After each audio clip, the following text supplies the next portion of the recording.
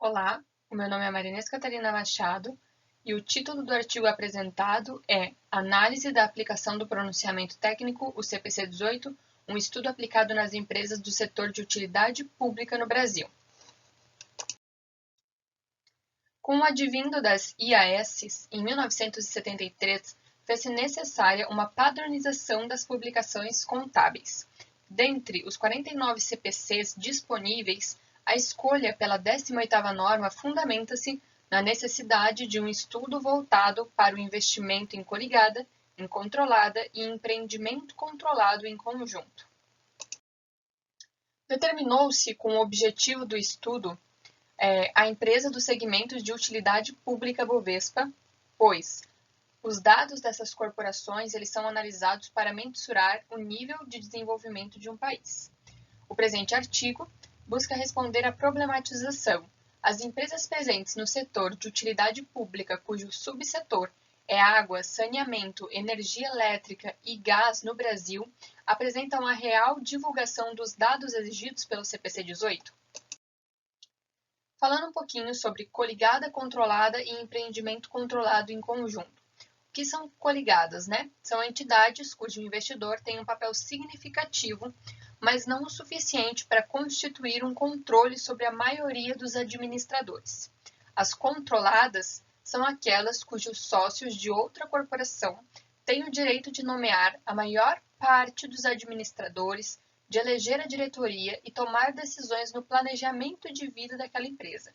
Já as controladas em conjunto tratam-se de uma resolução contratual cujas entidades, duas ou mais empresas, exercem unidas uma atividade econômica. Sobre os pronunciamentos contábeis.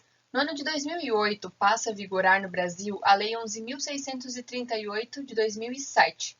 Então, a lei é de 2007, mas ela passa a vigorar em 2008. Ela obriga as companhias nacionais a se adequarem às normas internacionais de contabilidade. A necessidade de uma padronização dessas normas em uma escala internacional deve-se à procura pelo aperfeiçoamento dos efeitos contábeis perante os acionistas do mercado em geral. Sobre investimentos. Os investimentos formam um subgrupo no nosso ativo patrimonial e representam as participações societárias permanentes. Logo, esse grupo é primordial para obtermos informações a respeito da rentabilidade patrimonial das controladas e coligadas. Nível de disclosure. A evidenciação é o relato de comprometimento da entidade com a contabilidade, a fim de fornecer insumos concretos aos usuários. Se tratarmos os acionistas, cotistas e os demais investidores como foco para a apresentação das demonstrações contábeis, então a divulgação é feita na publicação dessas. Trata-se da apresentação dos insumos necessários para garantir o bom funcionamento do mercado de capitais. É importante ressaltar aqui a necessidade de darmos informações concretas a esses acionistas, mas não informações demasiadas, certo? Para que eles possam utilizar essa informação de uma forma mais sucinta e mais objetiva. Quanto à metodologia desse artigo, o método de pesquisa utilizado foi o qualitativo, visto que foram necessárias ler as notas explicativas para que o checklist fosse respondido. Tomou-se como base um relatório extraído do site da B3 com o nome das empresas listadas no segmento de utilidade pública. Foram analisadas as notas explicativas das empresas. Utilizou-se a análise do grau de conformidade das notas explicativas para cada uma das questões presentes no checklist. Então, GC, o grau de conformidade, seria o número de divulgações efetivas dividido pelo número de divulgações devidas. A palavra-chave utilizada para responder os critérios de pesquisa foram, então utilizei as palavras coligada, controlada e investimentos. Fiz uma busca dentro das notas explicativas para entender quais empresas se enquadrariam ou não na nossa pesquisa. Como forma de facilitar essa análise, utilizou-se o número 1 para as respostas sim e 0 para as respostas não. Nessa primeira análise, foram descartadas das pesquisas 2 empresas, pois elas não apresentaram as suas notas explicativas no site da B3. Portanto, o número de empresas levadas em consideração como divulgação devida passa de 67, que eram todas as presentes nesse subgrupo, para 65 empresas, porque 2 não tinham as notas explicativas. Análise de dados. Primeira questão foi divulgado o valor justo? A segunda, foi divulgado o porquê do investidor com menos de 20% do poder de voto ter influência significativa?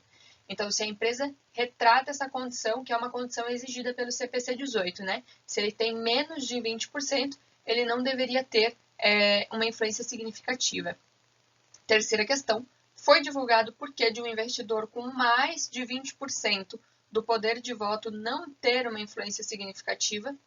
A quarta questão, se foi divulgada a data de encerramento do exercício da coligada e controlada sempre que essa divergir do investidor, né? Então, se eu tenho uma controlada ou uma coligada que não tem a mesma data de fechamento da minha como investidor. Quinta questão, foi divulgada alguma restrição sobre a transferência dos fundos para investidor?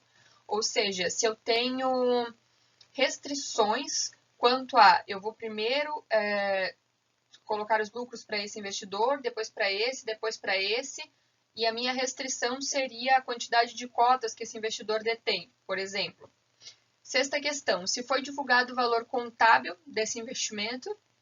E a sétima questão, se foram divulgadas as operações descontinuadas das coligadas e controladas. É importante ressaltar que essa questão se foram divulgadas as operações descontinuadas, né, das coligadas e controladas. Ou seja, se ela não tem operações descontinuadas, ela também deveria divulgar isso nas notas explicativas, né, que não tenham operações que foram descontinuadas.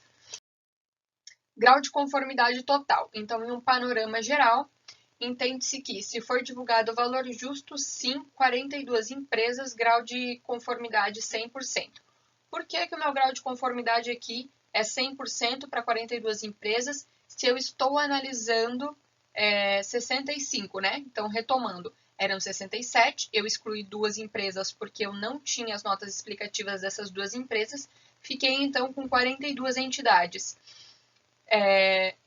Por que de 42? Porque essas 42 elas se enquadraram nas questões de palavras-chave coligadas, controladas e investimentos. Então, das 65, apenas 42 têm esse tipo de operação, né, na companhia. Então, apenas essas 42 estão sendo estudadas e todas elas, então, 100% do grau de conformidade, divulgou o valor justo. Depois divulgado, se o investidor com menos de 20% do poder de voto tem influência, apenas 2 retrataram sobre. Se foi divulgado, se o investidor com mais de 20% do poder de voto não tem influência significativa, 10 falaram sobre. Se foi divulgada a data de encerramento do exercício da coligada e controlada sempre que essa divergir do investidor, 31 abordaram. Foi divulgada alguma restrição sobre transferência de fundos para o investidor? 6 falaram sobre as restrições. Se foi divulgado o valor contábil do investimento? 32. E se foram divulgadas as operações descontinuadas das coligadas e controladas? 8 informaram sobre. Agora trazendo aqui um checklist aplicado apenas ao setor de água. Então, valor justo 5. Totalizando 100%, visto que as companhias do setor de água eram 5 no total. Se o investidor com menos de 20% do poder de voto tem influência significativa, nenhuma retratou sobre. Se foi divulgado o investimento com mais de 20% do poder de voto e não tem influência significativa, 3. Sobre a data de encerramento, 3 falaram sobre também. Se foi divulgada alguma restrição sobre a transferência de fundos para o investidor, 2 falaram sobre. O valor contábil do investimento, 2. E operações descontinuadas, 2 também. No setor de energia elétrica, temos que foram divulgados o valor justo 37, totalizando 100% do grau de conformidade. Divulgado o investimento com 20% sem influência significativa, 2 falaram sobre. Um investidor com mais de 20% não tendo influência significativa, 7. Questão da data de encerramento, 28 falaram sobre. A quinta questão, alguma restrição sobre a transferência de fundos para o investidor, 4 falaram sobre. Se foi divulgado o valor contábil do investimento, 30 falaram sobre. Se foram divulgadas operações descontinuadas das coligadas e controladas, 6 falaram sobre. Análise das questões por empresas.